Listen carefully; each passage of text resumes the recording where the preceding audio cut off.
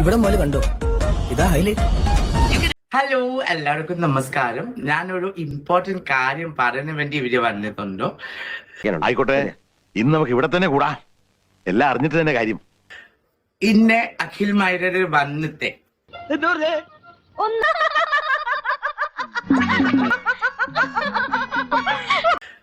ഇന്നെ അഖിൽ മൈരര് വന്നിട്ട് എന്റെ വേണ്ടി ഇപ്പൊ എന്താ പറഞ്ഞ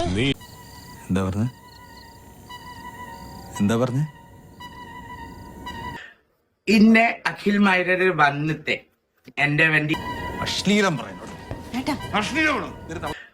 ഇന്നെ അഖിൽ മൈരര് വന്നിട്ട് എന്റെ വേണ്ടി കൊറേ പറഞ്ഞിട്ടുണ്ട്. പക്ഷെ അഖിൽ മൈരർ എന്റെ വേണ്ടി എന്തെങ്കിലും പറഞ്ഞിട്ടുണ്ടെങ്കിലും എനിക്ക് അഖിൽ മൈരർ എന്റെ വേണ്ടി എന്തെങ്കിലും പറഞ്ഞിട്ടുണ്ടെങ്കിലും എനിക്ക് ഒരു പ്രശ്നമില്ല.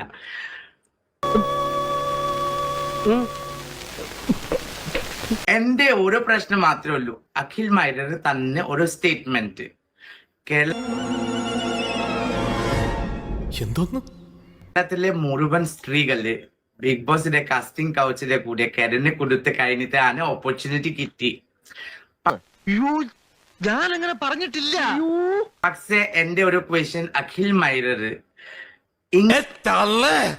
ഇങ്ങനെയാണ് നിങ്ങൾക്ക് ബിഗ് ബോസിന്റെ ഓപ്പർച്യൂണിറ്റി കിട്ടി? കൃഷ്ണകുട്ടി വെച്ചത് പറ്റതല്ലേ അത്? അങ്ങനെ ചിന്തിക്കാൻ പോലും പാടില്ല. എനിക്ക് കിടന്നാൽ ബിഗ് ബോസിന്റെ ഓപ്പർച്യൂണിറ്റി കിട്ടി.